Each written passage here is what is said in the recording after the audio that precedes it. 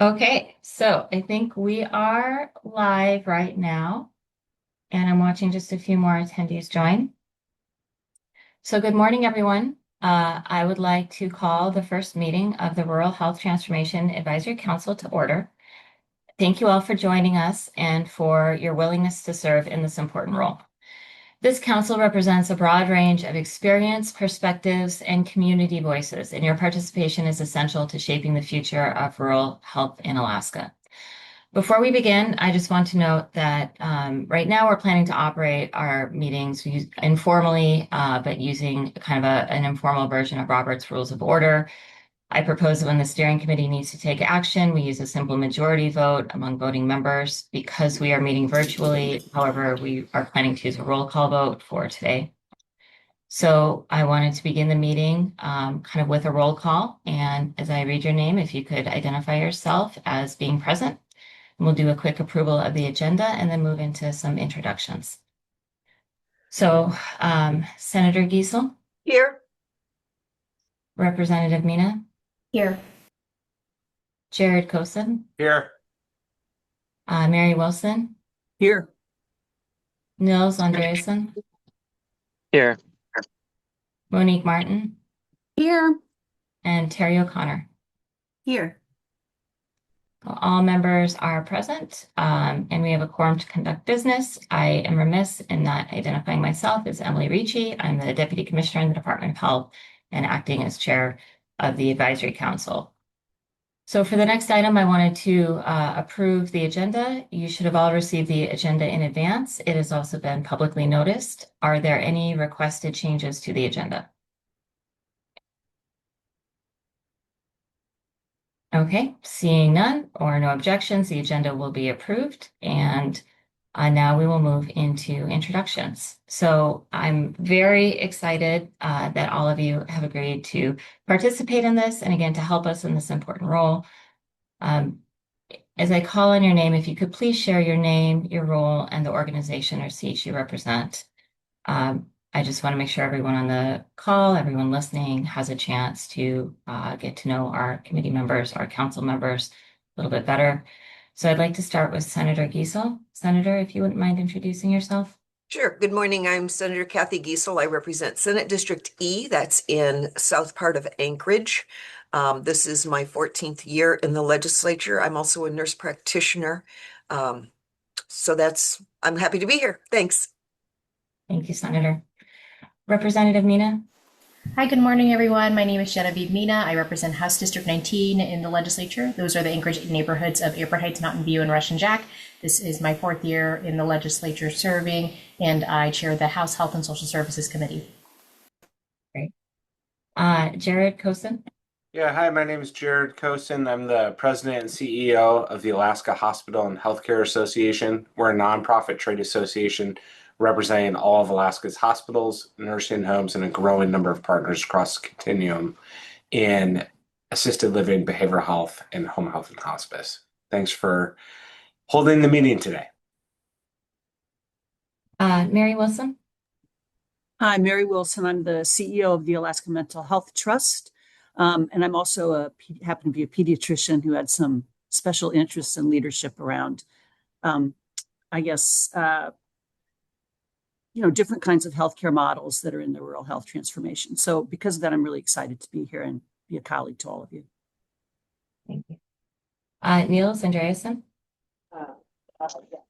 Hi, my name is Nils Andreasen. I'm the Executive Director of the Alaska Municipal League, representing 165 cities and boroughs across the state. Thank you. Monique Martin. Good morning. My name is Monique Martin. I serve as the Vice President of Intergovernmental Affairs at the Alaska Native Tribal Health Consortium. And Terry O'Connor. Hi, I'm Terry O'Connor. I'm the Chief Program Officer at the Alaska Primary Care Association, and I'm here representing APCA. Okay, thank you all again for your participation on the council, and we have a tremendous amount of knowledge and expertise among the steering committee members. So before we move into the second item of the agenda, the Advisory Council mission and overview, I did just want to address some conflict of interest expectations given everyone's role.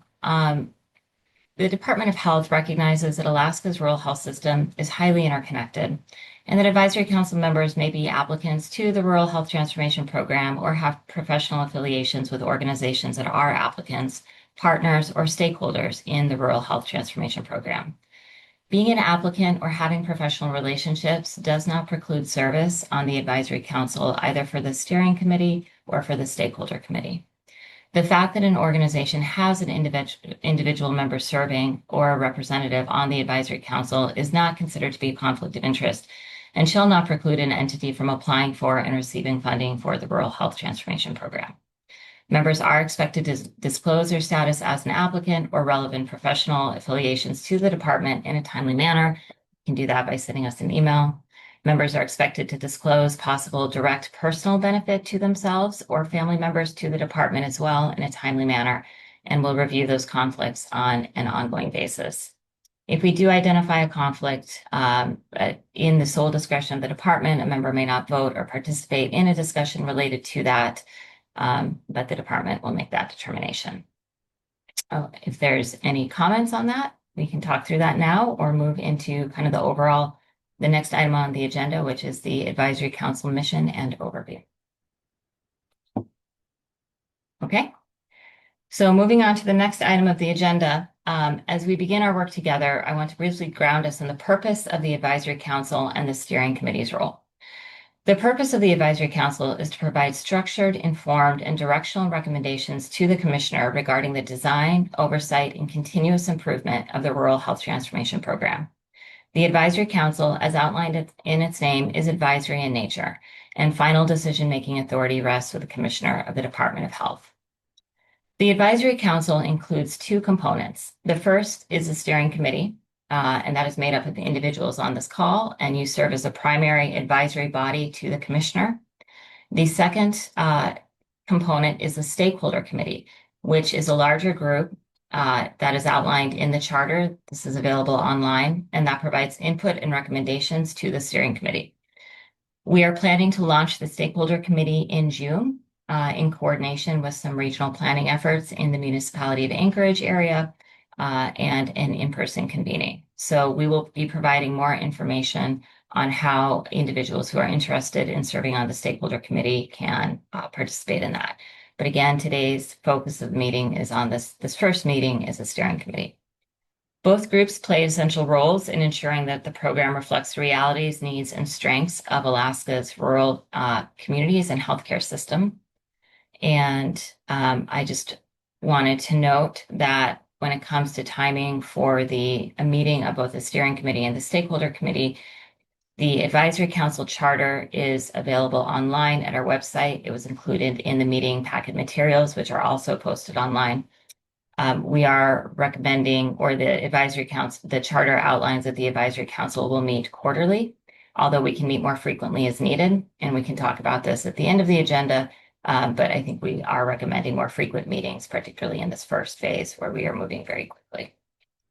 So at this point, I would like to open kind of this agenda item up for discussion and ask if there's any comments related to the Advisory Council and the charter. Again, members have this in their packet. It is also available online.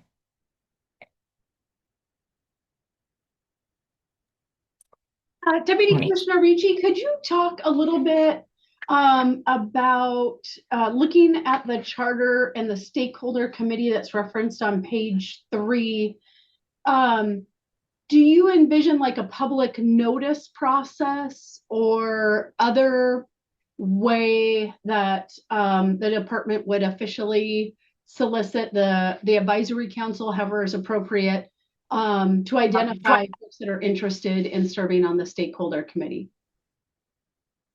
Thank you, Monique. We do anticipate putting forward through our public notice system, the state's online public notice system, as well as the email updates through the Rural Health Transformation Program, those who have signed up for the listserv, a solicitation for individuals who are interested in serving in the Stakeholder Committee, particularly some of the open seats. The Stakeholder Committee, as outlined right now, includes several specific seats for organizations. We plan to reach out to those organizations and ask for input on individuals who could serve and represent them in those seats. But for some of the more general seats, we will be putting forward a solicitation for participation. We will probably ask for a resume and a letter of interest, but we will be soliciting those publicly and reviewing those. I'm not sure what the time frame on that is. I think that will probably happen sometime in the next, 45 days. Thank you. Any other points of discussion or comments about the advisory committee charter or any of its contents?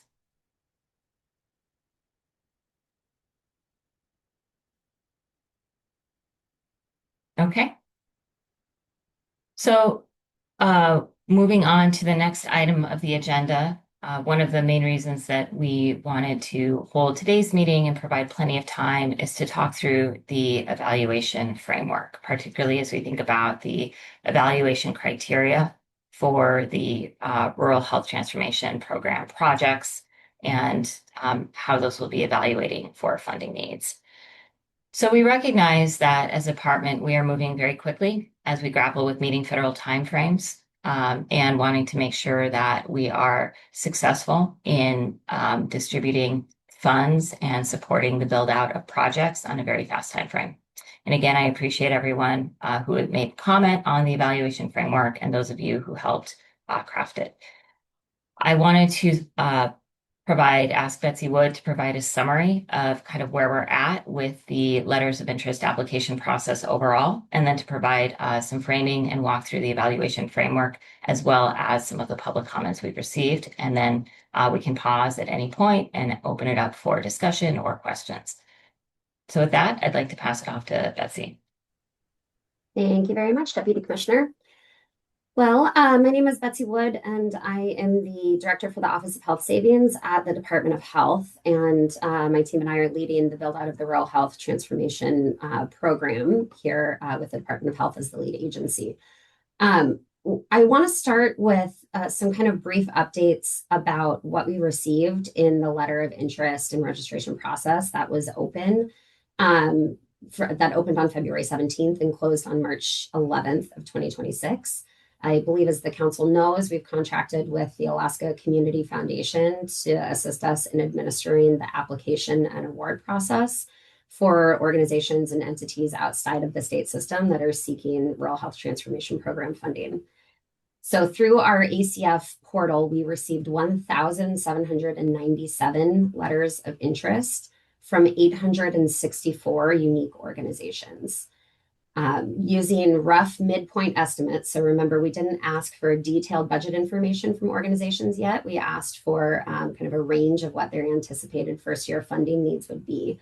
So if we use those rough midpoint estimates off of kind of that general budget information we received, the total funding requests that were submitted through ACF represent approximately $2.5 billion in year one asks. So that far exceeds the available funding. And that really is a signal to us that there's, robust enthusiasm across the state. And we anticipate there will be a lot of engagement, and we're going to have a big job ahead of us as we can sort through what moves forward in this first year in particular.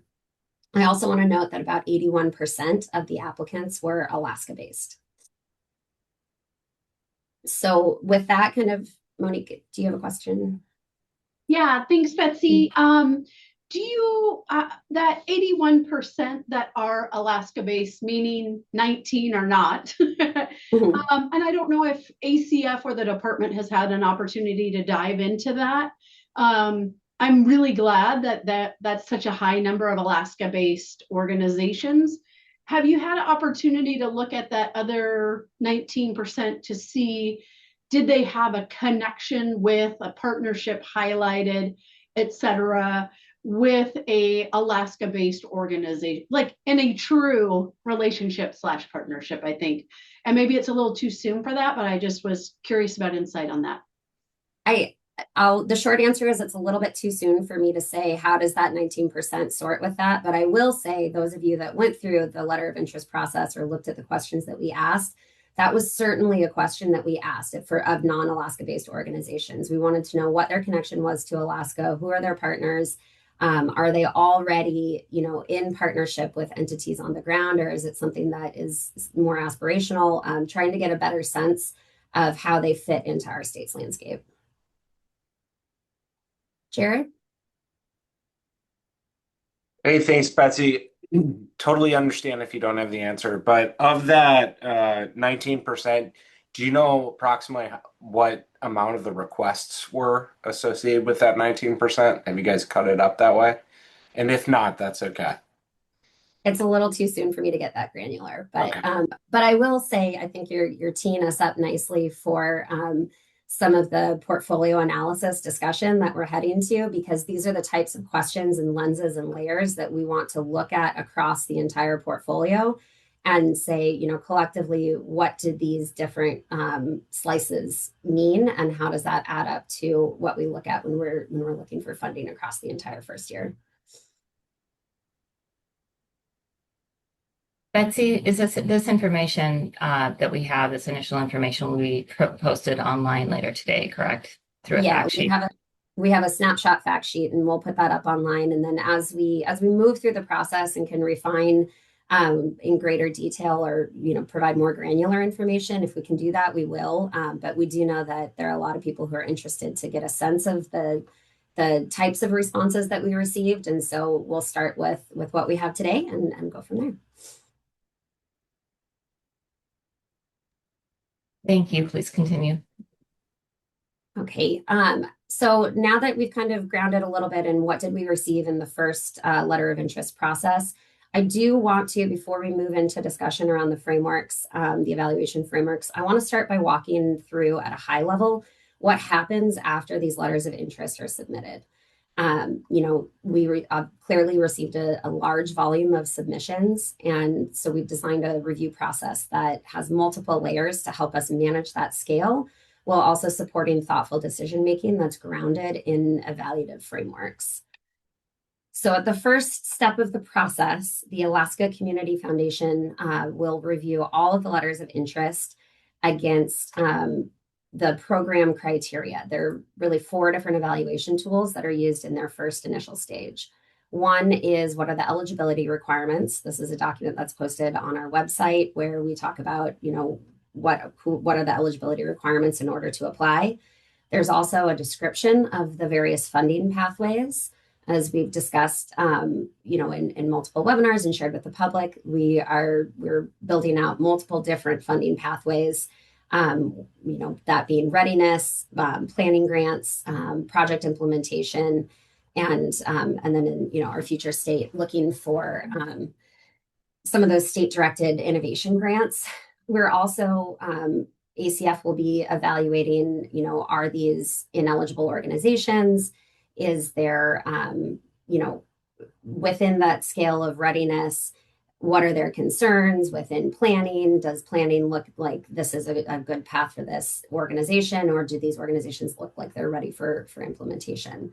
So that funding pathways description that's on our website will help them kind of create some groupings around the different pathways that we're presenting.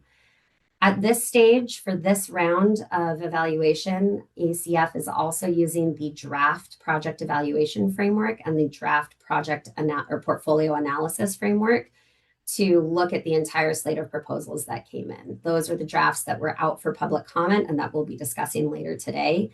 Again, as Deputy Commissioner Ricci mentioned, we are grappling with needing to move quickly and move through this process in a way where we can, kind of get the ball rolling and keep moving forward, while we also want to build out these evaluation pieces. So I will say for this first round at this first stage, the Alaska Community Foundation has used the draft frameworks, but as we move into the next stages, we would like to use the project evaluation framework and the portfolio analysis framework that is updated in response to public comment and in response to the discussion with this group today, as the touchstone for the evaluative process as we move through. So the Alaska Community Foundation, again, does that first pass. They do, they will ultimately categorize and organize the application pool by pathway, so readiness, planning, implementation. And then they're also going to, kind of group those pathways or group the LOIs by their alignment to the kind of project evaluation framework.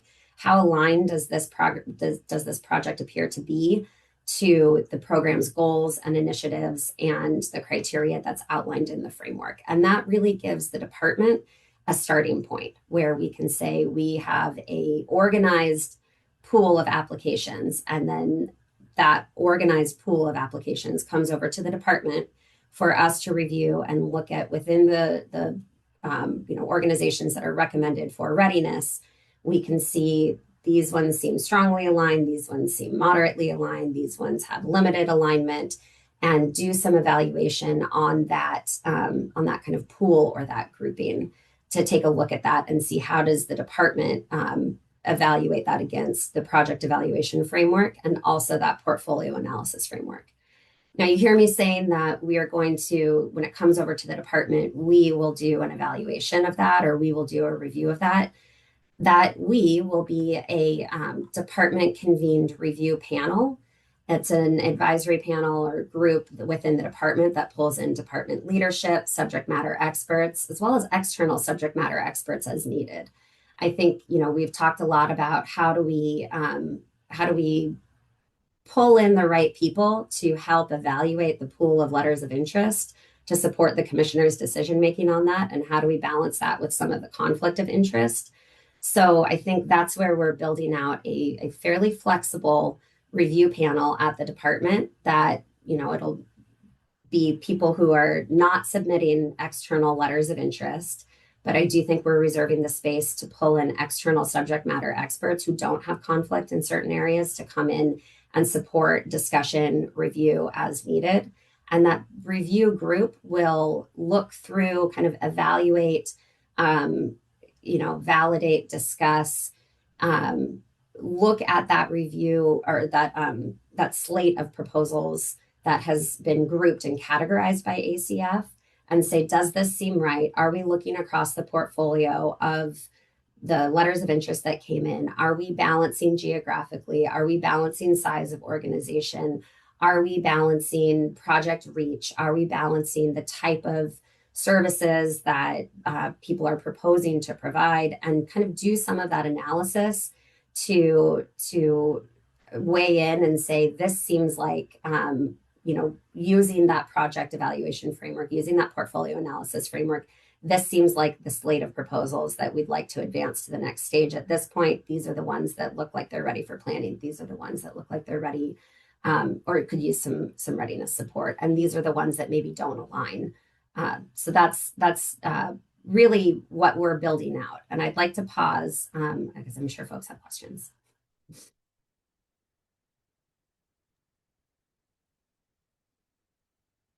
Betsy, Monique? if I may, thank you, Deputy Commissioner. I'm really glad to hear about using the draft framework and the evaluation tools that were out for public comment. We included comments, and I heard from folks, and I think I'm also flashing to a committee meeting, a joint committee meeting of the Health and Social Services Committee that Representative Mina convened in her role as chair on the House Health Committee. And there being a lot of questions from legislators and the public, I think, on this process about really wanting to ensure an open and transparent process. So I would love at some point, if there's interest from other committee members, to have an opportunity to talk with ACF and the department, perhaps in a couple of those touch points throughout the process, to ensure that the public feels really confident and clear, and that we all have something really good milestones along the way in this evaluation, that people feel really confident that there's been a clear process driven by really, I think, the great framework that the department and ACF put together to evaluate even letters of interest, because I folks saw the public comment and really felt like that was a good tool, right? I think there's a lot of public comment that I read that we'll perhaps get to later, but I'm really ensuring that there's a robust review, that the public really understands if their project moved forward and or not, how it was carefully considered by ACF and the department. Because I think that component will bring a lot of confidence to a process for well, $272 million sounds like a lot of money. As you mentioned, you had $2.5 billion of requests. So just really encouraging us to think about how we make sure there's a lot of confidence by the public generally about the review of the LOIs, even before folks are invited to apply. Thank you, Monique. I'm hoping to, when we get to the end of the agenda and we talk about kind of next meetings and next agenda items, that we can look at when scheduling that next meeting will occur. And again, I think during this time frame, as we're moving very quickly through this process, to your point, I think that next meeting would be a great touch point to have that conversation. But I think we can talk about that a little bit more at the end of the agenda. Mary? Yeah, thanks, Monique. Mine's a little different direction, and this may be not the right time, but it's a really good process for bubbling up all the applications from around the state and coming up, and very robust. And sort of, I'm wondering in the evaluation process where strategic priorities might come in that aren't bubbling up, and how that process goes. And maybe it won't happen this year, maybe it'll happen in another year. But I'm like, if nothing bubbles up around value-based care, for example, how does that priority get involved at some point?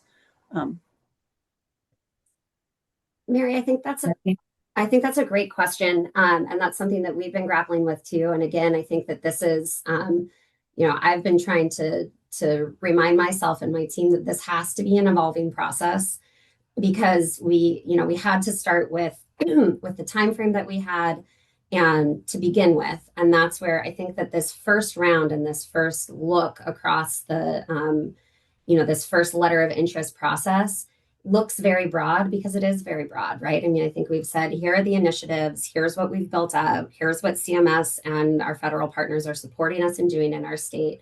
Tell us what you would like to do and how does that align here? But I think you're right, that doesn't really feel as targeted as maybe it could be in the future. And so I think that that's where, as we see what comes in through this first letter of interest process and what comes through this first funding cycle, again, that's where a lot of analysis will happen with the department, with our partners, with this group, to say, here's what was funded and move forward with in the first round. What are we missing? And I think as we also kind of build out our community and regional planning process, we are hoping to lay that on top and say, what does each community, want and need? What do these regions want and need? How does that line up with what is naturally out there already?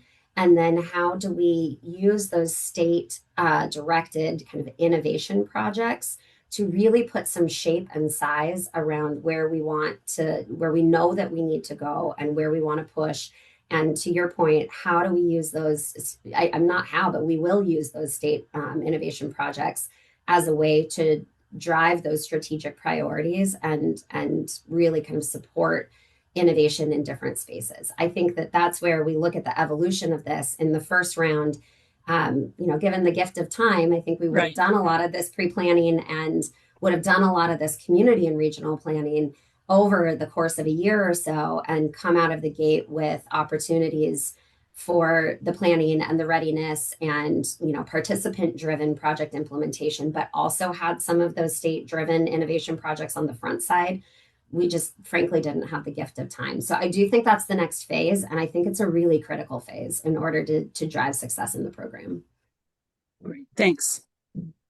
I would add one more thing to that, which is that we plan to put the evaluation criteria and framework out every year for review and feedback. And that is also an opportunity for us to use that evaluation criteria and framework to help, shape the direction of where we want some of these letters of interest or where we want some of these projects to be moving. So I think we've tried to build in multiple tools through the process. Yeah. And do you just want So the workshop model that's sort of in the proposal, is that another place where you sort of have designed in maybe content experts that can flow toward the strategic thinking? Okay, that's what I was thinking. Jared? Yeah, my question is, and I don't know if this hypothetical will play out, but I'm curious if you guys have thought about it. So what happens if you award someone a planning grant, but they wanted, planning grant, but they wanted a more substantive project grant? And what happens if they feel like it doesn't make sense? Because in their minds, they might have been applying for one thing, and then you guys are going to make the decision that they are not ready, or they can use this money for contractors or whatever. That may not necessarily line up with what they're thinking. What happens in that situation, or should something happen in that situation? Jared, that's a great question, and I think that as we move through decisions, right, as we say, these are the groups that are identified for readiness, these are the groups for planning, um, you know, we will be executing grant agreements with each individual organization. So if we identify a group and we say, we think that you're ready for planning, and they say, well, we thought we were ready for implementation. And we say, well, here's what we meant by planning. This is what we see. This is why we think that planning is maybe a good opportunity for you. You need to hire a contractor. Maybe you guys need to do a little bit of travel. You need a staff person. We want to fund that through some planning dollars, but we don't think you're quite ready for the full implementation. And they really just disagree and say, we don't want the planning money because we really wanted this other pathway. We think we're fully ready. If we can't get to an agreement, there's an appeals process, right? I mean, these are all administrative decisions that are being made at the state level, and that can always be appealed. Nils? Yeah, I'm just struck too by the scale, right? $1.8 billion or whatever that number was. That's a lot. And can you remind me we haven't had a lot of time to plan for any of this. You haven't had a lot of time to implement and get these out the door. The scale of need is immense, and you've got a pretty tiny window to implement or to actually deploy and get funds obligated. And remind me what that timeline is. And I guess where I'm going is, yes, we want effective and ultimately transformative, and we've got to be successful in getting these funds out the door. And I want to kind of think about like what's the efficiency measures that get us there. And I think you've kind of described it, but I just want to have that in mind. Thanks. Sure. Yeah, the timeline on this is it's rapid, and it's, there's multiple components to it, right? So from the grant perspective, from our cooperative agreement perspective, the overall grant is broken into 5 budget years. We're currently within the first budget year. Each budget period or budget year roughly aligns with federal fiscal years, although they're offset by a month, which is just fun to add another layer. So our first budget period ends October 30th of 2026. So that means that between now and October 30th of 2026, we need to have obligated that first year award, which is, $272.2 million. So that means that between us and our partners at CMS, we need to collectively agree and say, here's where all of these funds are going in that first year. Then we have through the end of the following federal fiscal year, so through September 30th of 2027, to finish expending those funds, to finish drawing them down from our federal partners and distributing them where they need to go. That, as a sub-grantee, if you say you were awarded $10 million to do something, the state isn't going to give you all $10 million up front, right? There are going to be, through your grant agreement, it will be, what do you need to start? There will be periodic payments based off of progress. That's the responsible way, right, to do this. And I think that can look a little bit different depending on each individual project and what the need is. And we're willing to be open to working with people. But I would say by and large, if you receive an award, you may not receive it all up front. That we'll have to kind of as we go. So that's when we think about what's the spend timeline to finish spending down that first piece is, obligated by October 30th of this year and drawn down from the feds and spent by September 30th of next year. Our year 2 budget period, our second budget period, begins on October 31st of this year of 2026, and it runs through October 30th of 2027. And we have those same kind of rolling and stacking spend cycles where there's one budget period to obligate and start spending, and then through the end of the following fiscal year to finish spending. There is another component to this, which we have talked about a little bit. I think it's something for us to tackle in the not so distant future, but there will be at the end of kind of that first budget period, and then that spend window that goes through September 30th of next year. In March of the following year, what CMS will do is they will look across all states, and they will sweep or gather any unspent funds, anything that has not been drawn down. They'll take that grouping of money and they'll redistribute that across states using, I think, the same formula that they use to kind of determine states' initial awards. So there will be additional funding pieces that come through in the future. But, Nils, I think to your point, each award, even though it's a 5-year program, comes with the year of obligation and then that following fiscal year to spend. But these budget cycles do stack on top of each other. So we do have to, be efficient with the way that we're spending the dollars. We have to also be very thoughtful about the timing for projects. I think it's standard for projects to expect to have more time to actually spend funds once they start, and we are on very strict timelines, and CMS has been very clear that if the funding is not fully expended by the end of that second period, they will take it back. And it will potentially impact future awards as well for Alaska in terms of the overall amount that we receive. They look at how much funding we've spent, and if we're not consistently able to execute the funding that we've been awarded, they could reduce future years of funding. So that is one of the reasons why we are really focused on ensuring that projects that are considered for implementation funding are ready to go and can execute, because there's risk, not just in this budget year, but in future budget years if that does not happen.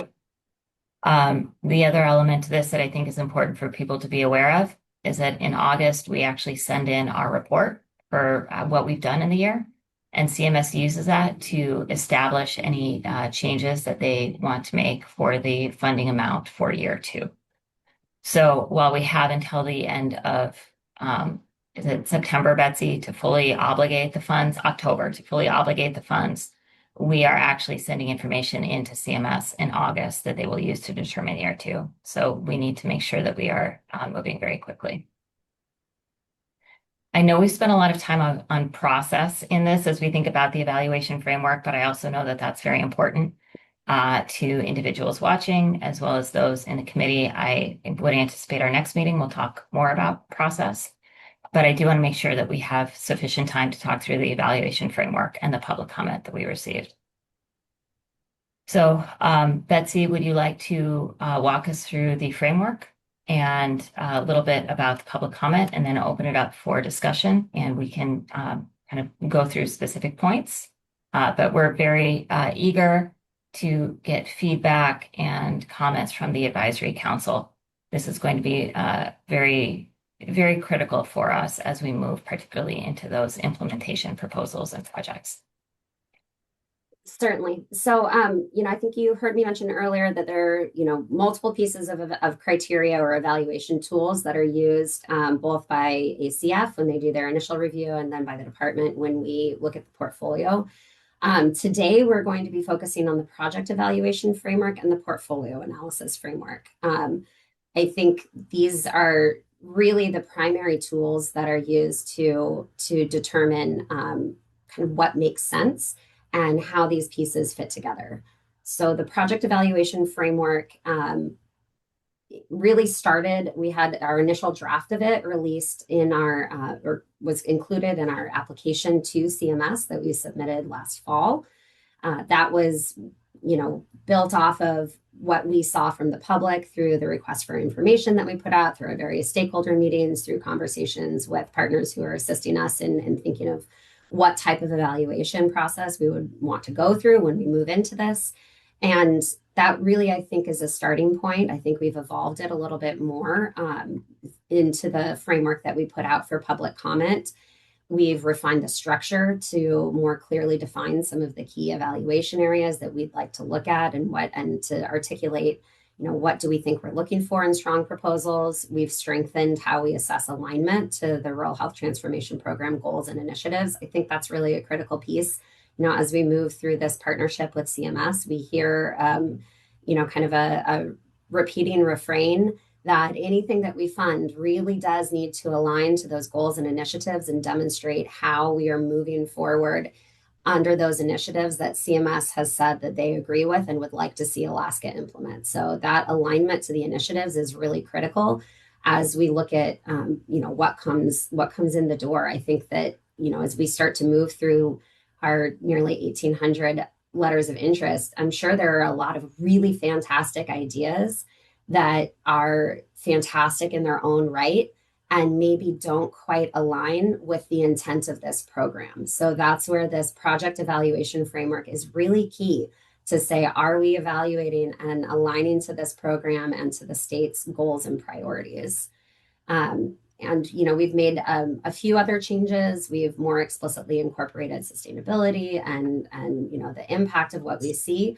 We also know that this is a starting point, right? I think when we put these out for public comment, we said this is a draft. This is a place to start. We know that we're always better when we ask for the public, what did we miss? What should we add? What do we have in here that we don't need? So we're really excited to get into the public comment. And we're really, really grateful for this group's review of where we started, what the public asked for, and then to gather your perspectives too, because we want the project framework that we're using through this round to really be reflective of multiple voices. The other piece that we're going to be looking at today is the portfolio analysis framework. And this portfolio analysis is what we'll be using to kind of help us evaluate the proposal slate collectively, or I like to say horizontally, like looking across the entire state, looking across all of these pieces and seeing how do they fit together and ensure that we're not too heavy or too light in any different area, and kind of balance out the slate so that we're making sure that our smaller organizations or smaller communities aren't perhaps being overshadowed, or that we're also recognizing that projects that have a really, really large reach and an opportunity to touch a lot of individuals and a lot of lives are supported in the way that we want them to be too. So this, I think, will allow us to look across the entire slate and help answer some of the questions. Are we representing all of the Rural Health Transformation Program initiatives, or are we really heavy in healthy communities? If we're very heavy in healthy communities, do we want to look at pulling up some of the pieces that touch other initiatives? I think there's a lot of different dynamics or lenses that can be balanced and that we'd like to look through here.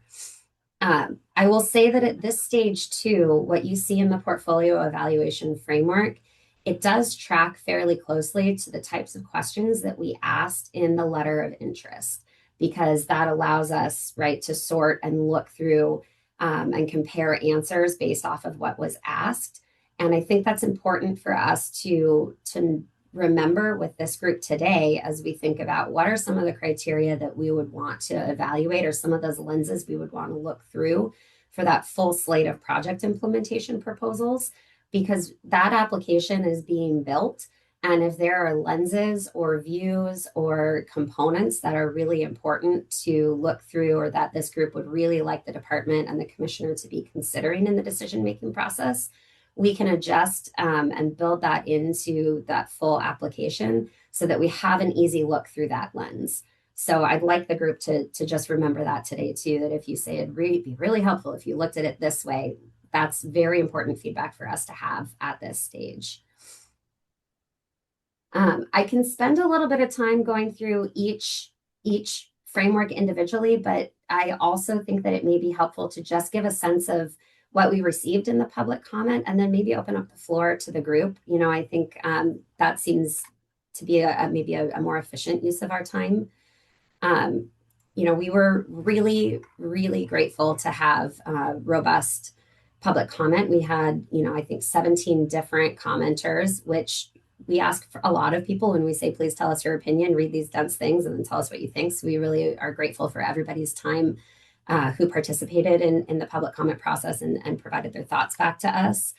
A lot of the suggestions were really focused on improving clarity, consistency, and practical application of how these frameworks will be applied to the slate of letters of interest and to subsequently to applications. People were looking for a little more clarity around definitions, rural feasibility, and then also scoring. I would note first that we heard from commenters that they emphasize that rural and tribal communities rely on many forms of evidence and not just published literature. So we were encouraged to recognize community input, local data, practitioner experience, and emerging evidence as valid ways to demonstrate need. Looking to outcomes, stakeholders noted that different types of projects show impact on different ways. So we were encouraged to include outcomes such as avoided emergency visits, crisis diversion, an emphasis on prevention or improved access and continuity in care. Related to technology and system building projects, we heard from commenters that they supported including enabling outcomes. And, examples of activities include improved data sharing or workforce stabilization, readiness for future service delivery. We saw comments that asked us to clearly point to the definition of rural as it relates to this program.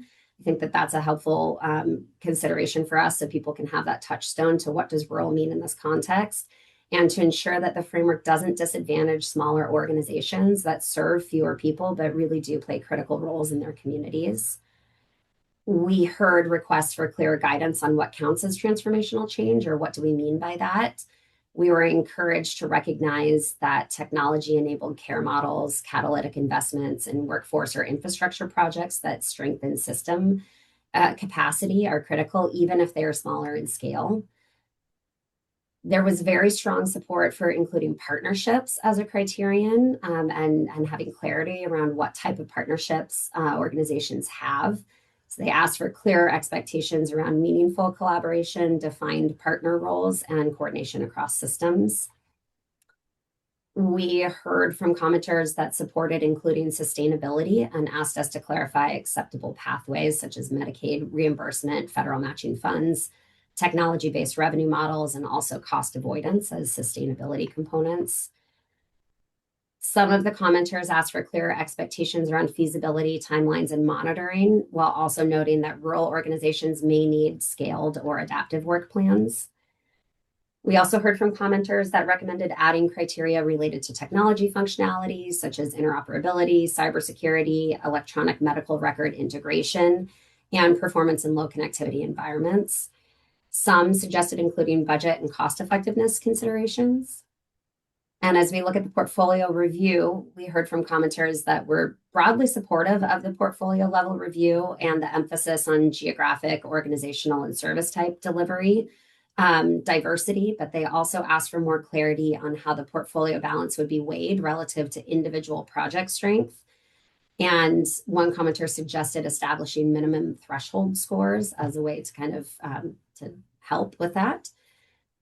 We heard questions about how Anchorage-based multi-region and statewide projects will be categorized, and suggested that we revisit the geographic subcategories to better reflect referral patterns and hub and spoke models. We heard from a commenter that recommended not listing Alaska Native people as a standalone population category, noting that individuals may fall across multiple groups. And we also heard from commenters that suggested considering project award size and budget period to help ensure a balanced mix of large and small projects across our program years. So we were really grateful for the robust and thoughtful public comment that we received. We shared that with this committee and with the public, and we're really interested to open up the floor and to receive feedback.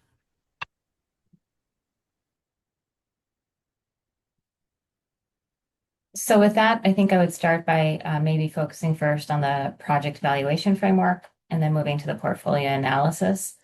I would also, I think, note, Katie, it looks like Mary Wilson from the trust has dropped off, and Katie Baldwin-Johnson is stepping in as proxy, which is allowed in the advisory council charter. So I wanted to just acknowledge that. So kind of opening it up to the committee, interested in feedback on both the public comment and the proposed project evaluation framework. What are your thoughts or considerations for us as we make adjustments or move forward? And Jared, start with you. Hey, thanks, Emily, and thanks, Betsy. So I appreciate your overview, I appreciate the materials, and I read through each of the public comments. You covered this in your overview, but I would agree with the some of the comments around transformational potential and what it means. I am concerned that we're having an expectation for this grand magnitude of change. And I just think the reality that we're seeing in these public comments is, hey, this might not be this big splashy change, especially in the more rural areas. And so it really needs to be based on kind of the context or proportional to the community. I know that was in one of the comments. So I would emphasize that. I think we have to be really careful. And I don't know how you do that in your criteria, because I don't know if that's at the discretion of the scores using the criteria, but I really think the word transformation, honestly, to me, what would be transformative is increased access to care. It's that simple for me, and it may not be for everyone else. I just don't need the big stuff. I'd also echo transformation takes time. And someone pointed that out in their letter around workforce. Like, you're not going to see results yield in a year or two. It could take a really long time. And so, does that get scored less because it doesn't feel as transformative because the change didn't happen earlier? Or is that something we should support? I would say we should support that in the criteria. And then my last thing is just echoing the comments on the data. I totally agree with that. Like, it's not easy. We can come up with a project that could show up a lot of cool data metrics on chronic conditions, but does that make that project better than something else that might be much more basic, but again, will increase access to care? So I think we have to be really careful with emphasizing the scoring around hard data. Thank you, Jared. Yeah. Monique? Thank you. I think, Betsy, that was a great overview. I went through all the public comments, and a lot of mine sort of really build on what Jared shared as well. When, I think in Alaska, we go even beyond rural, right, to frontier communities, thinking about kind of a spectrum of rural, urban, suburban, frontier. And I think that point, even when we think about our most rural frontier communities, right, we could potentially see, when you think about the state's application, the notice of funding opportunity from CMS, and really talking about serving people. I think one of the things as the advisory council, as we get a little bit of breathing room, is how we can really help our partners at the Centers for Medicare and Medicaid Services really understand what we're dealing with in Alaska and the challenges that Alaskans and our most rural and frontier communities experience. So even things like avoided utilization, we have unfortunately avoided utilization in the form of people from our most rural communities are just super challenged to even get to a hub community, even get prescriptions delivered to them. So for some members of our most rural communities, they might experience, actually, we should be striving for increased utilization of preventative services, increased utilization of regular primary care visits.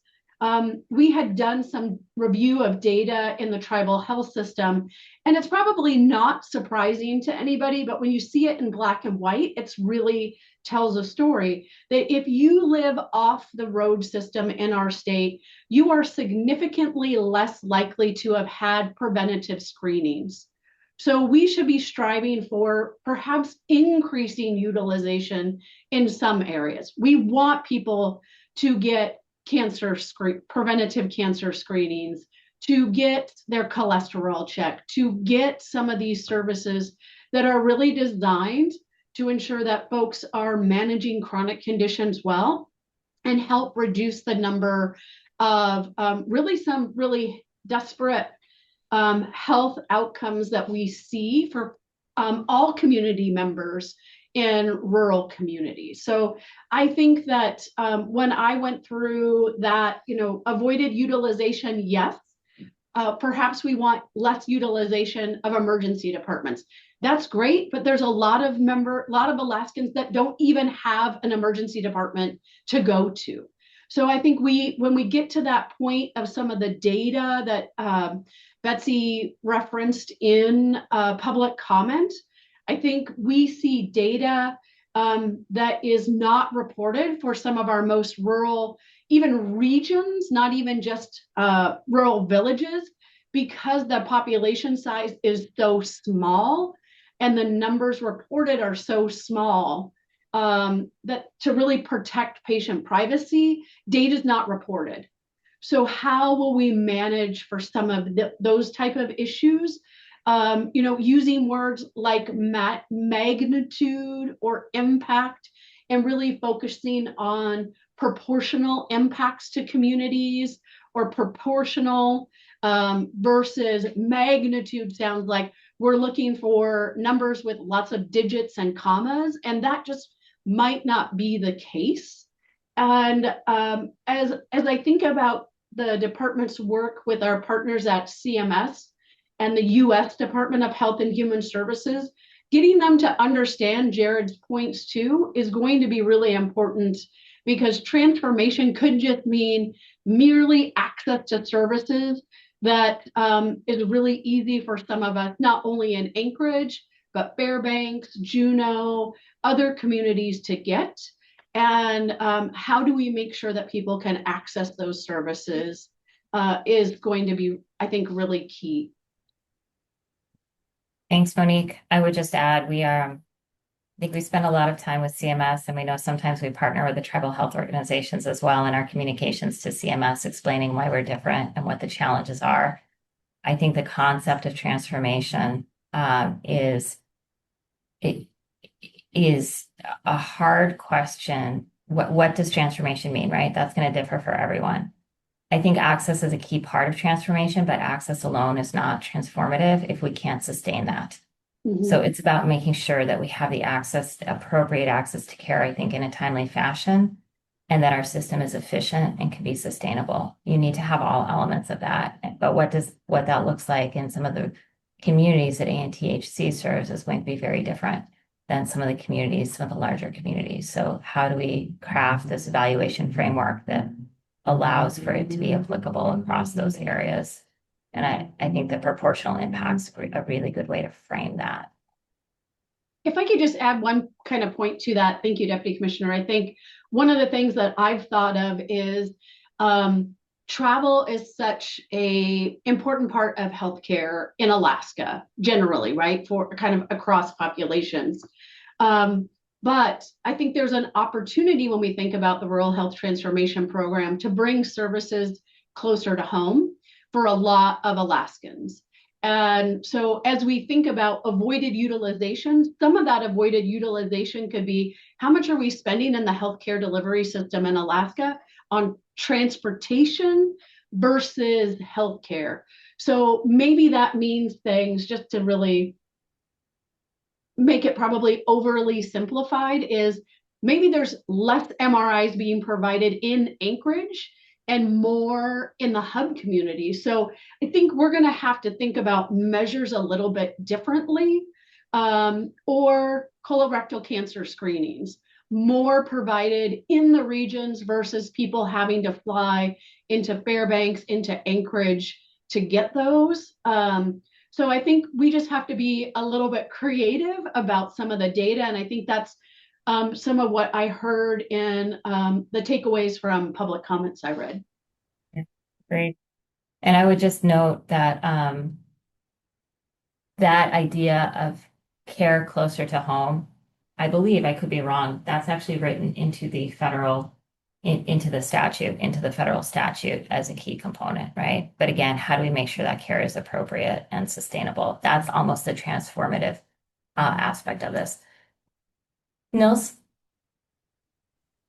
Emily, I think you said what I wanted to say in your response to Monique, but really, I mean, I've been thinking about how do we make this as transformative as possible. And I mean, I think to Jared's point, like that's going to look different in different communities. And maybe the key to that is the baseline, right? If we can't even get to meeting basic needs, then transformation feels like out of reach almost. So, I think we have to spend more time probably on transformative and think about it as an iterative process, right? Maybe we're not transformative this year, but we have 5 years to actually make a difference and get to a sustainable, more system.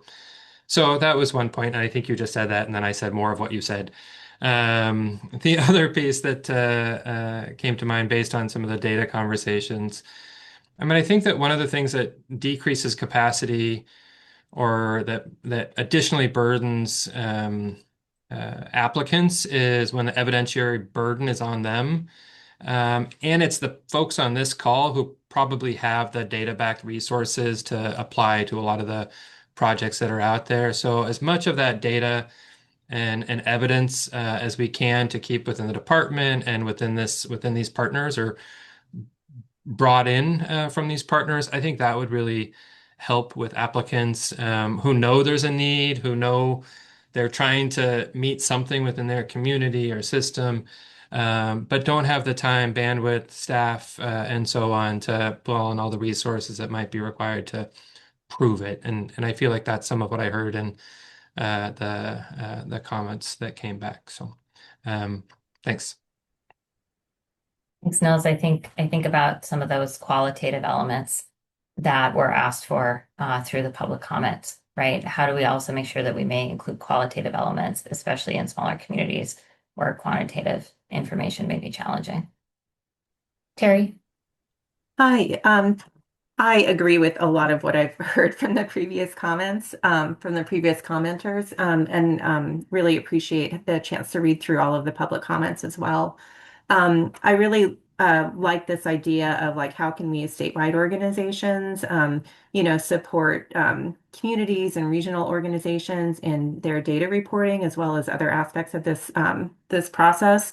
But also just wanted to emphasize the idea of being able to measure impacts at a community level. Even if that community is a very small community, if that makes sense for that community and they're able to demonstrate an impact, that there should be a place for that in addition to, other projects that are maybe larger scale. So just wanted to emphasize that. Thank you.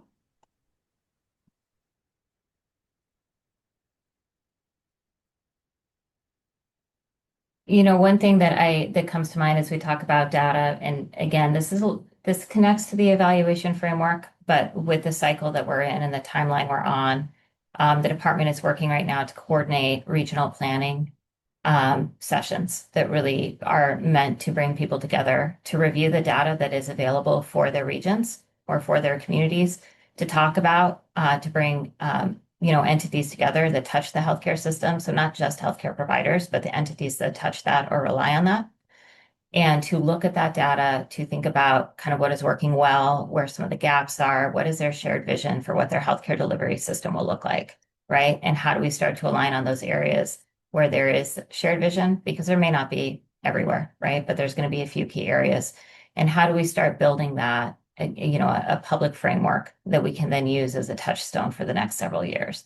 And so I think that may be an opportunity for us to kind of expand and evolve the criteria in future iterations of this, where we are tying back to some of those regional planning sessions. And again, some of those areas of, I think, consensus where there's a clear need, there's a aligned expectation and solution. And how do we make sure, again, we are focusing the dollars and incentivizing projects that align with that as we move forward? So I think some of this data we will build out over the next 6 to 8 months. How do we design the framework? And really, how do we, I think, tweak what's in the framework right now to allow for entities to demonstrate that their project does have important merit and value to the communities that they serve, using data that may be available but may not meet that, standard credible literature. Representative Mina. Thank you, Emily, and love hearing the discussion and expertise from all the other folks on the call. Three areas that are just coming to my head right now, looking at the evaluation framework. First, on the conversation of transformational, as we talk about whether a project might transform the broader state or have a tinier impact, I wonder if we should be thinking about reproducibility as a dynamic of perhaps a smaller organization trying a small pilot project that could be reproduced in other smaller communities, just so we can add more of that specificity to transformational, as other comments we're talking about. The second, we haven't really talked about sustainability. I think we're all thinking about it in terms of financial sustainability and making sure that a project can be funded without RHTP funds in the future. But I'm also thinking about operational sustainability and talking about workforce.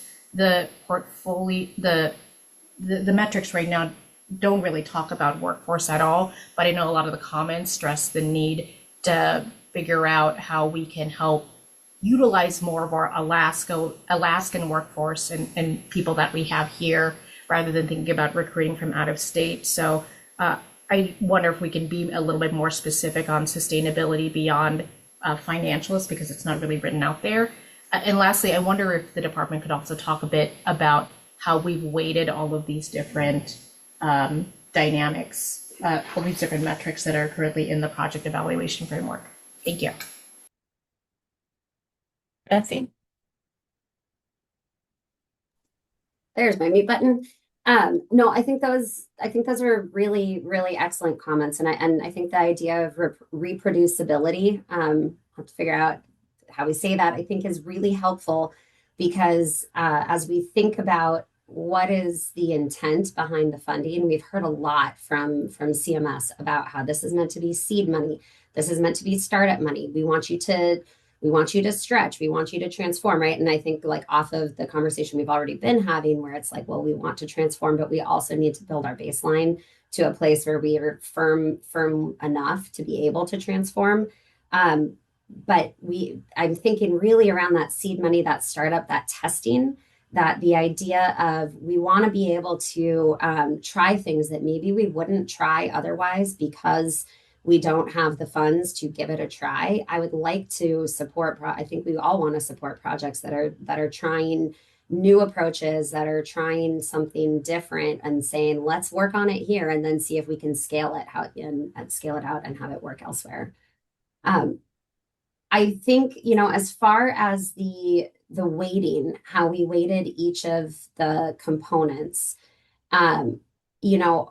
I would say that we have tried to, when we think about how each of the components in the project evaluation framework are weighted, we've tried to put a lot of weight into that alignment, because I think, as we mentioned earlier, there's going to be the potential for projects to be really fantastic ideas that maybe don't quite align with the initiatives. And that's where we want to really signal to everybody who's participating in this program that even if you have a great idea, if it doesn't actually align with and advance these initiatives, this may not be the right venue or the right funding source to pursue to further your really fantastic idea. So I would say we did try to weight that alignment with the initiatives most heavily. Then throughout the rest, I think you see relatively even distribution. We do have a little bit of an increased emphasis on rural impact and outcomes. That may or may not be the right weighting. Honestly, I think that we're also very interested in this body's feedback on which components should we weight most heavily. And also, are we missing components? Are we missing lines that we want to add in? Can some of these be combined? As the layers of evaluation or the layers of criteria grow, we do then run the risk of diluting any category. So I think we're really open to feedback and into this group's expertise as to what your recommendation would be for where we want to most heavily weight the evaluation process. Aaron?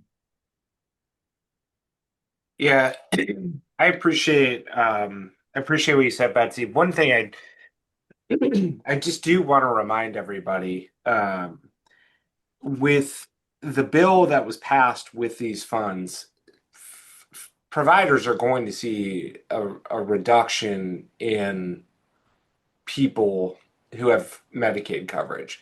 And so providers are going to be in a more detrimental position starting in 2027 than they are today. Just if you look at it based on people who are going to lose coverage. I'm not making flagrant statements. I mean, this is documented with your guys' report around work requirements. Like, it's just a reality. It's a fact. My concern with this idea, and I understand it's in the criteria of CMS, but I think we need to be careful with this. Like, we need to try something different. Like, this is all about change and this and that. Let's remember, people are about to get cut as well, as they're embarking on these things. And it's pretty hard to affect change when you're going to experience a reduction. So I think we need to try and give some grace to the providers, facilities, and entities, because they're going to be going through a lot of change on their own, and it might be hard for them to kind of, shoot for the moon, if you will. I'm not saying you meant that, Betsy, but I think it's important to just remind people of the broader context of what's coming. Thanks, Jared. I appreciate that. We did just get back from a meeting with CMS 2 days ago, and I think they were very clear and very, very clear in noting their expectations for states and the Rural Transformation Project, right? And setting aside the points that you've made, which I think are important, and they go to, what are providers in Alaska able to effectuate right now in a reasonable way? How do we balance using these funds to build and to support the opportunity to change our system in ways that I think we generally all agree on need to happen, right? I don't think anyone can sit here and say our healthcare system right now is functioning as effectively as we would like it to, that it is meeting the needs of Alaskans, and the providers are in a stable place, right? I think we recognize this. Many of you I've had conversations with for 10 plus years over the challenges that we face. We have this opportunity now to do what I view as finding ways to push our system to transform. And when I think about transformation, I don't think about like astronauts on the moon. I think about access to care in a more efficient way that allows Alaskans ultimately to have better outcomes and allows providers to be financially stable and to meet the needs of the individuals in their communities. That's how I think about transformation, right? And some of that will be incremental. There may be some moonshots out there. I'm an optimist. I hope that we have some moonshots. I think there's some pretty incredible ideas in Alaska, and I'm hoping that we can identify those, we can build those out, we can try those, we can tweak those, and we can see some benefits. But transformation in a community may look maybe a little bit smaller, right? Maybe it looks like some workforce support so that you have more stability with a provider and people are able to come in and get access to the care that they need in a timely fashion versus having, Monique, to your point, to travel to Anchorage for that care because they're not able to offer it. I think transformation can look different in every community. And so again, kind of moving back to the framework, have we, as we evaluate this and we think about public comments, how do we make sure that we are describing it in a way that reflects both the moonshot opportunities, which do exist, and we do want to identify and fund and see if they're scalable, but also what it means in a community to have better access to care in a sustainable and more efficient way, which is really how I think about transformation. Monique?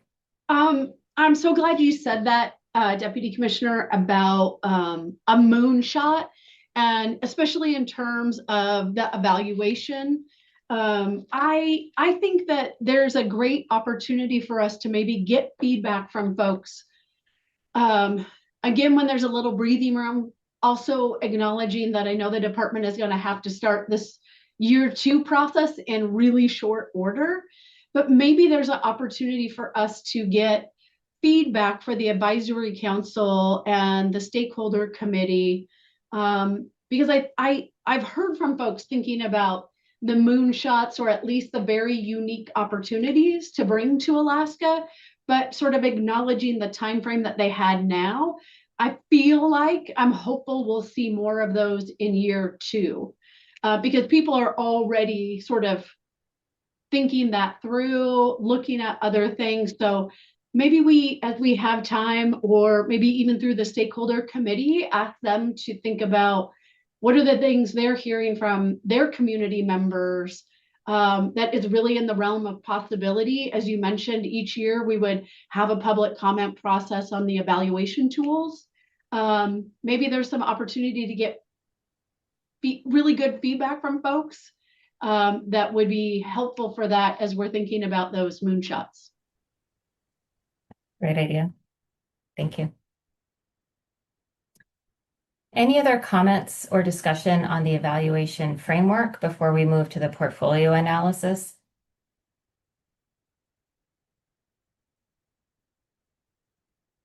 Okay. Any comments or thoughts on the portfolio analysis? And again, this is to Betsy's point, this is when we're looking kind of horizontally at kind of groupings of recommendations or projects to make sure we have that balance. Jared? Thank you. This was captured in, I think, one or two of the comments, and I appreciated it. I think that the framework's great. I think it makes a lot of sense to do it. My one thing is please be careful that we don't put form over substance. So don't fund projects to ensure every region's covered if some of the regions have more impactful and better projects than others. You know, this is a 5 years or 5 opportunities of funding. So I would just emphasize like equity is extremely important. I'm not saying don't be equitable, but also let's make sure we're funding the quality projects rather than just trying to check a box on, okay, everyone got a little bit. Do you know what I'm saying? And I think that was echoed in one of the first public comments. And it talked about kind of having a minimum score before you move into the portfolio analysis. I don't know if that's the best way to accomplish it, but that's the theme that I would urge the department to take seriously. Thank you. Again, I think too that aligns with the concept of we have a pretty narrow window for success in terms of implementation and timing on projects. And so we really need to make sure the projects are able to obligate and effectively, complete their stated projects within the budget time period. And so I think to your point as well, making sure that, and to the point that was made in the public comments, making sure that we are not funding projects that are not in fact ready to move forward expeditiously within the time frame is going to be very important. Terry? Hi, thanks. Just looking at the portfolio analysis, and I'm not saying that there necessarily needs to be a quota one way or the other, but just in the discussion we were having earlier about, there being some balance between like a statewide, kind of like big scale projects in a statewide or a regional basis versus projects that are led and meaningful and have a really effective impact in a community, being able to look at that lens. And I don't know if that's by, looking at like, population size of communities that are involved or something like that. I don't know what the right way is to do it, but just some way to be able to understand, what's going on there. I think if we found that like, a high percentage of the projects were proposed by very large organizations and were, affecting mostly large communities, like we'd want to know that, even if it was balanced statewide. And again, I'm not saying that there necessarily needs to be a quota one way or the other, but just a lens. Betsy? I think no, I think that's a helpful piece for us to think through, and I think that we can look at how do we incorporate that in the future. I also too want to kind of tie this into one of the comments, Betsy, you made at the beginning, which is when the proposal for those implementation projects is open, right? We want to be thoughtful on the data that we collect in a specific way because it allows us to conduct some of those portfolio analyses administratively more easily, right? It allows us to sort those. So as we're thinking about the portfolio analysis too, please think about any information that is not on here that we may want to be able to look at from that horizontal perspective. I don't know if community size, Terry, to your point, is one of those items. And then that we can help build that into the application itself. And that again allows for a little bit more of that kind of ease of administrative review when we're doing that. Niels? I think we're in a good spot. I mean, I think when I look at the public comments for both of these, they're generally positive. It's additional nuance, feedback. Yeah, you're exactly where you need to be, and also think about these things, right? So, I think that's my kind of takeaway from this. And this will also be a process where we improve over time. So, I mean, I think the department should, make the tweaks that it can, based on this conversation. And also let's revisit this, prior to the next solicitation, right? Like, did we get it right, based on those original comments and feedback that we got from the public? Is there stuff that we need to continue adjusting to better meet the needs of Alaskans and make sure that CMS is okay with what we're doing, right? So I think it's going to be iterative, but I'm generally encouraged by this conversation and the comments that we got from as part of the process. Thank you, Niels. Are there any other comments or points of discussion around the portfolio analysis? Monique? Thank you. I think that I think some of this kind of relates to Terry's comments too, but just thinking about the project service areas, I'm not sure about the subcategories we have using the census areas and the boroughs. I don't know if that really lines up with how people receive services in our state, but I'm also not really sure what is the best measure to use. Kind of flashing back a little bit to work that many of us were involved in with the behavioral health 1115 waiver. We spent a lot of time talking about what would be the areas for the 1115 waiver. And I don't know, thinking about your work, if there's time for us to maybe review some of the other type service areas that the department uses for something that maybe aligns with referral patterns within the state of Alaska. I did not realize prior to starting this job how challenging it is to come up with regions for some of the different needs or projects that we have. I think one of the things you'll see in the fact sheet that's posted is it actually uses judicial districts, because when we were moving very quickly to try to put the information out there, that ended up being a way to align that, which is not what I would think about as referral patterns. I think what I'm trying to pause on is to think about logistically and within the time frame we're in, right? Recognizing that we also need to put these project implementation proposals forward so people can complete, they have some time to complete the application and then apply. If we have time this year to have that discussion about the different regional the different regional approaches that are out there, or not, if that is a year 2 item. I think part of that just depends on how important that is for the analysis or the approach. And so I guess that would be my ask, maybe back to this group, is it important enough for us? We would have to do it very quickly, like within the next 2 weeks. And I don't know if we have the time to do that, again, through this group in a public setting. Emily, how much of that is determined, so much is determined maybe by the federal level, and what do they need to see and how do we break down our reporting to them? And I'm just used to, for all the federal things, having to report in terms of census areas and tracts and county equivalent. So we're always trying to fit Alaska's actual circumstances into those boxes. But if there aren't boxes at CMS or the federal level, then I think it's worth working toward things that work better for Alaska too. Betsy? You know, um, I think that I think CMS is open to us report, like from a geographic perspective. I think that they are open to us reporting in a way that makes sense for this program.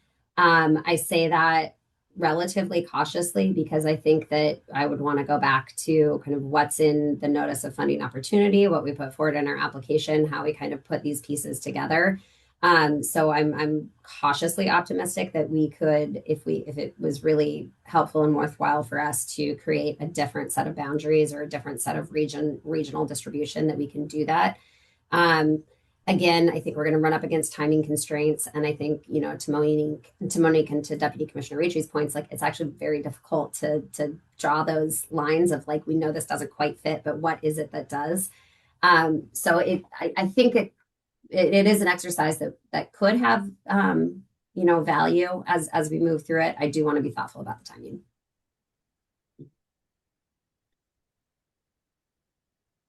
Betsy, So, do you think that CMS will allow that to change over time, the service areas? Because I wonder, like when I look at an area, looking at a map of the borough and census areas for Alaska, and when I look at Southeast alone, right, and you think about how do you align all of the healthcare providers serving almost that entire area, and how many different boroughs and census areas that encompasses, and how we would ever sort of report that. So I'm just wondering, sort of acknowledging like the real-time constraints, but that this is still a measure. I'm not confident that as we look at how we are serving people, that is the best measure. So I'm wondering for if we can even acknowledge, maybe even in some of the reports with CMS, that we envision this perhaps changing in the future to better really align with how people are traveling where to get care and to get what care. Because I think there's numerous kind of components that come into that hub and spoke, not just where do people go, but where are people going for what is also really important. I think that's a really, I think that's a good question. And I think that the answer is, yes. I think that CMS has indicated they're willing to work with us on what does it look like, especially when we're talking about service area, where are people served, how are they served, how does that evolve over time? I say this again with a bit of caution because while CMS has started to share a little bit of information with us around what the reporting is going to look like from our team back to them, that's still they go through the government process that they have to go through too, where those reporting pieces have to go out for review and all of this, so nothing's final yet. I think that as far as how we report our progress back, I think there's enough space for us to be fairly, narrative based, or kind of provide evidence that demonstrates that we're meeting the milestones that we laid out for ourselves and that we're achieving these initiatives through, fairly narrative based feedback or evidence. I do know that we're going to have to report back to CMS on how the funds are being spent across the allowable use categories that CMS articulated in their notice of funding opportunity, but that doesn't include reporting by service area, right? And so I think those allowable use categories are going to be fairly firm. But when we say here's how we've made an impact, or here's how we have achieved our goals or implemented these programs and these initiatives by service area, I do think there's a little bit of space for us to say this has evolved because of the work that we've done. I think that that's almost a demonstrator of success too. Mm-hmm. Again, I think as well, we are undertaking these regional planning meetings that I think may start to align with some of those referral patterns and service areas. So I think those can kind of inform what we are, if we want to categorize this differently in the next round. For this round, I guess my question back to the group is for that portfolio analysis criteria. Right now we have it broken out, right, by those census areas. Are Are there concerns with that right now, again, given the time constraints we're in, or changes that we need to make to that? If I can kind of jump in, sort of that question building on my comment is, I worry about what is the lift for some of our partners and how many regional planning meetings would they have to be involved in if they wanted to participate in those conversations. When you look at the map, that means what? If Search wanted to participate in those meetings, that's like 7 or 8 meetings that regional different meetings they would have to participate in if we're looking at the Census Bureau. Same for Tanana Chiefs Conference, same for a lot of the tribal health organizations is how many different meetings and regional planning efforts and would they really be involved in, and how do you sort of align that with the different needs, priorities, et cetera, for some of those regions of the state. So that's one of the things that I've been thinking about is just sort of how do we slice and dice this, and what does that mean for different organizations, and how kind of additionally too on the regional meetings is a lot of organizations have boards that they take their sort of strategic direction from, that we should really be looking to inform this process. But it's unclear to me, using how far we've sort of sliced and diced things, how people could really meaningfully be involved without being stretched too thin, because they're balancing some of the same competing priorities and timeframes to apply for RHTP dollars. So that's a good point, and I think we do need to spend some time talking through the quarterly meetings. I think probably not in this advisory council meeting. I'm just keeping an eye on the time. And the subcategories for the purposes of the portfolio analysis don't perfectly align with the planning that's ongoing right now for those regional planning meetings. So Monique, I hear that. My recommendation would be when we get into kind of next steps and action items, we list that as something that we probably want to talk through with the advisory committee. Just in the interest of time, looking at the portfolio analysis review framework we have right now, there's been a lot of discussion about project service area. Are there any recommendations to the department in terms of changes to that portfolio analysis review, kind of that project service area beyond what we have currently? I think my recommendation is we need to talk about it more. And maybe there's just not simply time to do it this time, but how do we keep this conversation going and really highlight it for CMS? I think this is also an opportunity for us to really think about this in a way that every time we start a healthcare conversation, we don't have to start at this really kind of challenging area, right? Like this could actually be a rural health transformation program project in terms of how are we really going to, when we talk about the healthcare delivery system in Alaska, where do we start and what are the other criteria we should be thinking about? And maybe that's how we tee it up for CMS, saying this might not be perfect for the first round, nor the second, but we really feel like this is the place we start every time. With different projects, is what are we talking about region-wide? Is it city? Is it the boroughs? Is it the tribal health system? Is it, it's the public health something. So I feel like that we should be acknowledging that perhaps there's a different way we want to talk about service areas in the future, but just acknowledge CMS, we're doing the best we can and moving the fastest we can. So give us some grace and let us come back to this with our CMS partners so that maybe that's even a public comment process in the future. It's a exercise for the stakeholder committee, for the advisory council, for someone. But I feel like that I at least want us to be able to keep talking about it in the future. Yep, that makes a lot of sense. I would say for this exercise for the portfolio analysis, right? When we try to look at geographic balance, CMS has not brought that. I mean, there's general ask for that in the NOFO, but there's no specific direction from CMS. That's something that we know is important in Alaska. And we know that it is important to people who are thinking about applying. We know that's important to the legislature and other policymakers.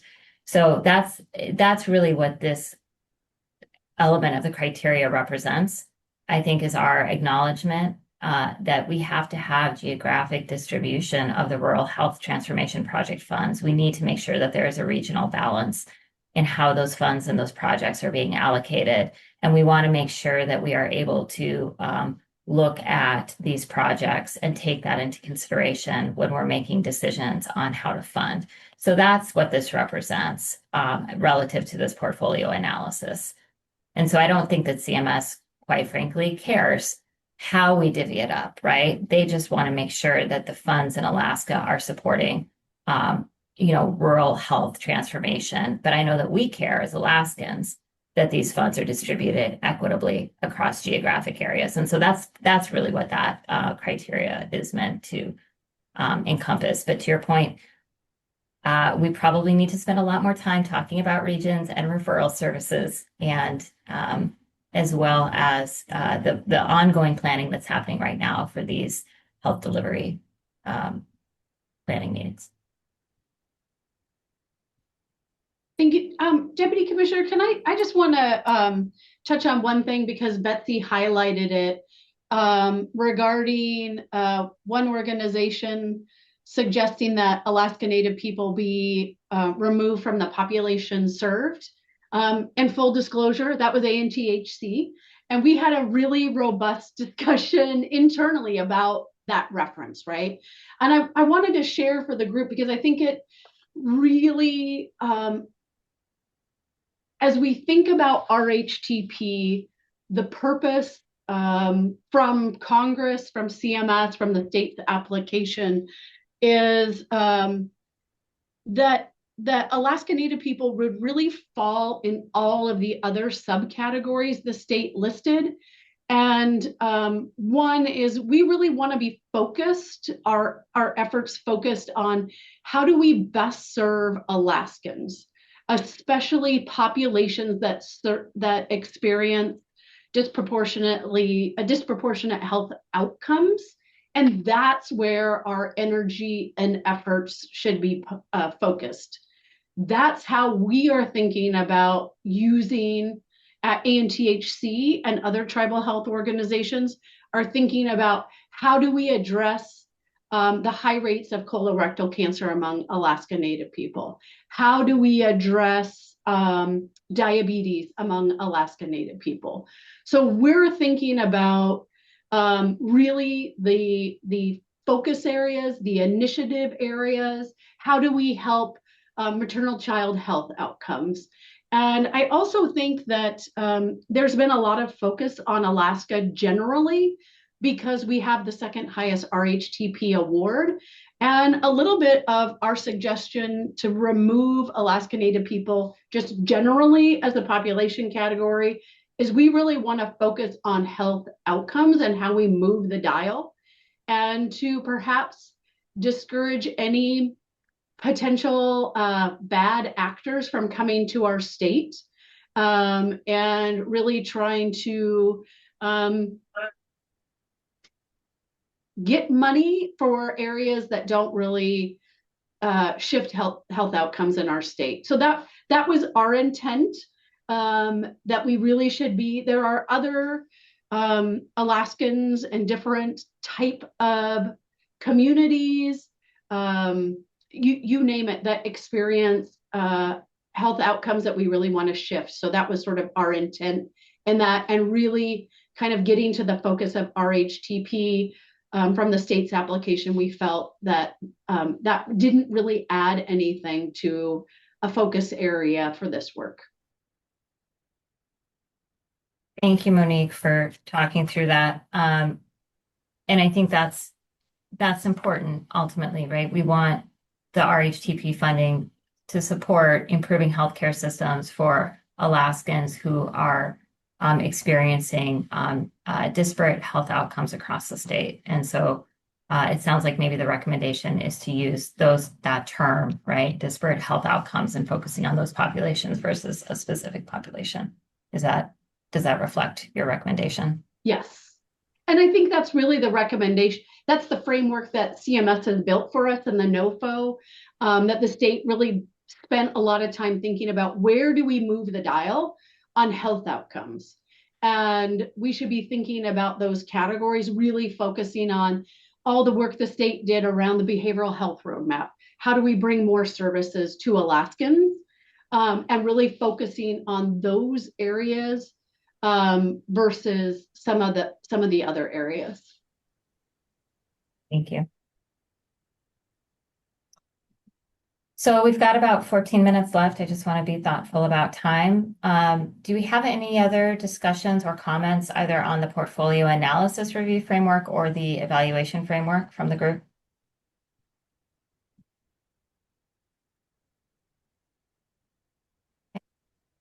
None. What I would propose we do moving forward is that we use the meeting minutes and the discussion as kind of a summary of recommendations to the commissioner and to the commissioner's office to take into consideration for updating the evaluation framework and the portfolio analysis to reflect those. If the committee wants to, we could make a formal motion, or we could just move forward with those recommendations being reflected in the minutes. Again, we've taken a more informal approach to this meeting. We can change that in the future, but I see some thumbs up from Niels. Does anyone have an objection to moving forward with those recommendations being reflected in the minutes? Great. Okay, thank you for your feedback and for your support. The next item on the agenda is next steps as well as action items. And we have that under the closing items. And so for next steps and action items, one thing that I'd like to talk about is timing for the next meeting. As again, in the charter, the advisory council is set to meet quarterly or more frequently as needed. I think we are in a more frequent time period. Thank you and apologies to everyone for that. So I would suggest that we establish a meeting probably in the next 3 weeks to provide an update on the letters of interest process and overview of where we are at with the implementation proposals. And we can put together a set agenda for that meeting, publicly notice it. I can also work offline versus doing this online with everyone listening to find a good time that will work for everyone's calendars.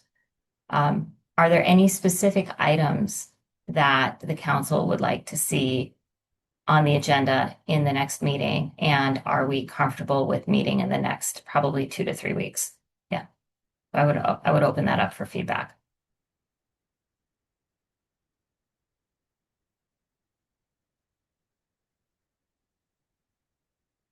So maybe the first question, any objection to having a meeting in the next 2 to 3 weeks with the council? That sounds great. Sounds Okay. great. I think we need to. Yes.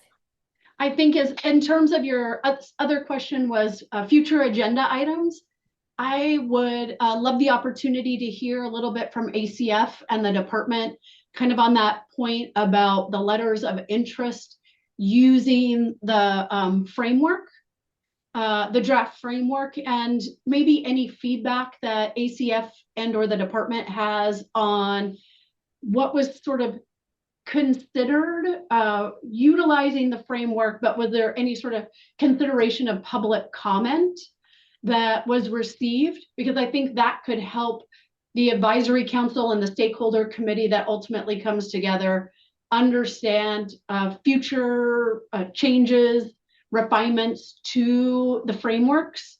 So I think it'd be great to sort of, where the rubber meets the road, like we heard this in public comment, and this is what we are seeing in actuality for consideration. Thank you, Monique. Katie? Hi. Yeah. I am curious about if we can spend a little time on understanding the regional convenings that you are thinking about and how how that information from regional convenings either bubbles up to either the stakeholder group or to this group or ACF. I'm just like that feedback loop seems like that's pretty important. And I think this group could learn a lot from that in terms of thinking about sort of, how we move forward and other considerations. I just think that would be important. So I'd love to talk about that. Thank you. Anyone else have any agenda items that they'd specifically like to see? And again, the agenda will be posted for public comment, and we can make adjustments as we need to. One item that I would like to add to the agenda next round is just a standing department update.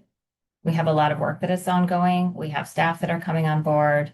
We have for example, you'll see new learning collaboratives that are going to be posted for some of the different proposed fund uses, again, to try to provide and share out as much information as possible. So there's a lot of work happening, and I'd like to add a standing department update so that we can help kind of provide context to the advisory council for all of that work. We're updating our website, but I think those updates are happening almost daily at this point. Monique? I think that, sorry, when we think about ACF and that kind of feedback loop that Katie referenced, I think what would be helpful for the advisory council and people listening into these meetings and the steering committee or the stakeholder committee is who or what sort of type, how is ACF ensuring a broad community state representation on the review of the LOIs? And do those folks come with a real, just so that folks understand who's reviewing the LOIs and kind of making this scoring so that they understand really that the team that ACF has assembled, I think, sort of broad community statewide awareness about this process along the way will be really important for folks to understand that it's been a very thoughtful process. And I'm not saying that I don't think ACF is not undertaking that. I think they are. And I think that people across the state should be really well aware of, is there a real understanding of what it's like to live in some of our most rural communities?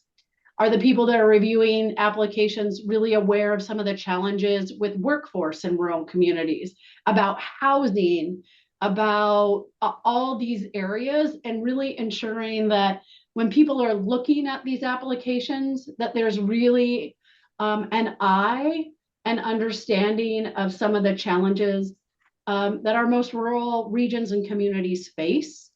And we've had some insight into that as the advisory council over time.